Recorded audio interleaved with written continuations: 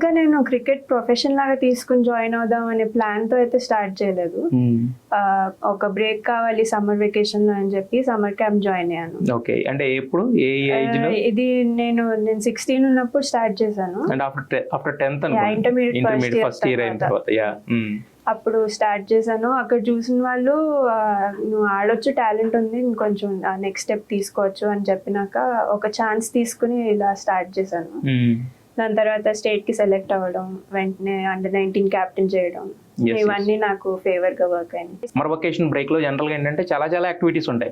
But cricket అనేది చాలా తక్కువ మంది చూస్ చేసుకుంటారు కదా. అంటే క్రికెట్ మీకు అంత అట్రాక్ట్ చేసింది కానీ, లేదా క్రికెట్ ఆడాలి మనం అని అనిపించడానికి మీకు మోటివేషన్ ఎవరు? చిన్నప్పటి నుంచి సమ్మర్ వెకేషన్ లో గల్లీ క్రికెట్ ఆడేదాన్ని. ఎప్పుడు ఫ్రీ టైం ఉండే అప్పుడు గల్లీ క్రికెట్ ఆడుతూనే వచ్చేదాన్ని. ఒకసారి ప్రొఫెషనల్ గా ఆడితే ఎలా ఉంటది, రియల్ క్రికెట్ అంటే ఎలా ఉంటది, అది కూడా చూడడానికి జాయిన్ అయ్యాను. ముందు అన్నారు అంటే ఫస్ట్ నన్ను కూడా వద్దన్నారని. అంటే మీ ఫ్యామిలీ బ్యాక్గ్రౌండ్ ఏంటి?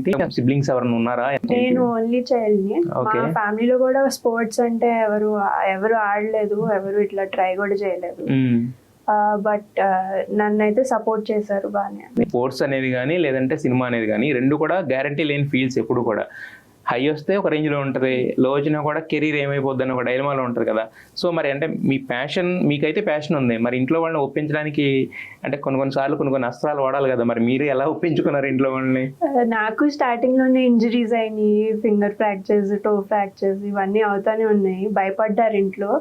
బట్ అదే ఇదిలో నేను వెంటనే టీంలో వెళ్ళి తర్వాత Under-19 క్యాప్టెన్ చేసి అక్కడ ప్రైజ్ వచ్చి ఇలా నన్ను సపోర్ట్ చేస్తూ వచ్చారు. క్రికెట్ అనేది ఒక రకంగా ఫిజికల్ పరంగా చాలా ఛాలెంజింగ్ కదా. సో మెన్ క్రికెట్ అంతా ఒక రకంగా ఉంటుంది, ఉమెన్ క్రికెట్ అంతా ఒక రకంగా ఉంటుంది. బట్ ఇప్పుడు ఏంటంటే రెండింటికి పెద్ద తేడా లేదు. ఎలా అనిపిస్తుంది ఇప్పుడున్న ఈ జనరేషన్ లో నెక్స్ట్ అందుకోవడానికి మీకు ఉండే ఛాలెంజెస్ ఏంటి? ఇంటర్నేషనల్ స్టాండర్డ్స్ కానీ, నేషనల్ స్టాండర్డ్స్ కానీ? ఇప్పుడు ఏంటంటే విమెన్స్ క్రికెట్ లో కూడా కాంపిటీషన్ చాలా ఎక్కువ. చాలా మంది గర్ల్స్ ఆడడం స్టార్ట్ చేశారు. మీ కాంపిటీటర్స్ ఏ లెవెల్లో ఆడుతున్నారు, మీరు వాళ్ళని రీప్లేస్ చేయాలి, లేదంటే అదే టీమ్ లో ఆ గ్రూప్ లో మీరు ఉండాలి అంటే మీరంత హార్డ్ వర్క్ చేయాలి అనేది ఒక పారామీటర్ అనేది సెట్ అయిపోయి ఉంటుంది. సో అది ఇప్పుడు ఆ కాంపిటీషన్ రావడంతో అదొక అడ్వాంటేజ్. ఇన్విటేషన్ కి ఏమన్నా పారామీటర్స్ ఉంటాయి అంటే అంటే ఈ సీజన్ లో ఇన్ని రన్స్ ఆడితే కానీ ఫస్ట్ క్లాస్ క్రికెట్ అలా ఏమన్నా ఉంటుంది? ఎలా వస్తుంది ఇన్విటేషన్ అనేది మీకు?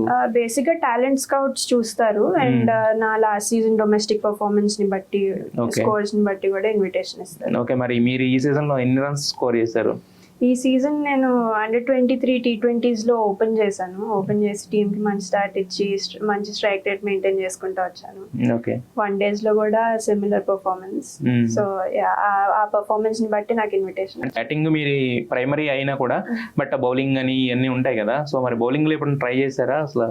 నేను స్టార్ట్ చేసిన నా కెరియర్ ఫాస్ట్ బౌలర్ లాగానే, but I was more of a bowling allrounder. ఇప్పుడు బ్యాటింగ్ మీద కాన్సన్ట్రేట్ చేస్తున్నాను. I'm working on my bowling under NCA. Troy Cooley అని ఆస్ట్రేలియన్ కోచ్ తో పనిచేస్తున్నాను. బట్ లాస్ట్ సీజన్ అయితే డ్యూ టు సమ్ ఇంజరీ నేను ఒట్టి బ్యాటింగ్ చేశాను. ఎందుకు అవుతుంటాయి ఇంజరీస్ అంత స్పోర్ట్స్ ప్లేయర్స్ వచ్చేసరికి? బేసిక్ గా 2 types of injuries. One fitness అవుతుంది, ఇంకొకటి you can't avoid some injuries, physical injuries.